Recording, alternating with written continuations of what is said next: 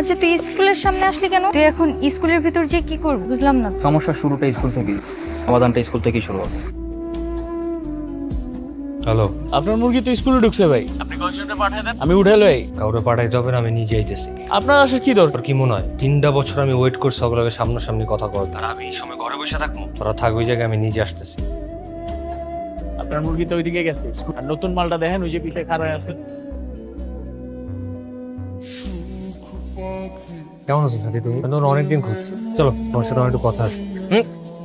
যা বলার এখানেই বলেন।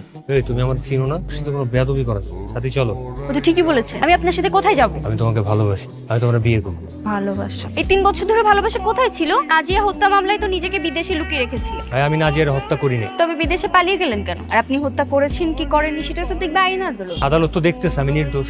তাই নির্দোষ হলে দোষীটা কে? এই যে শান্ত,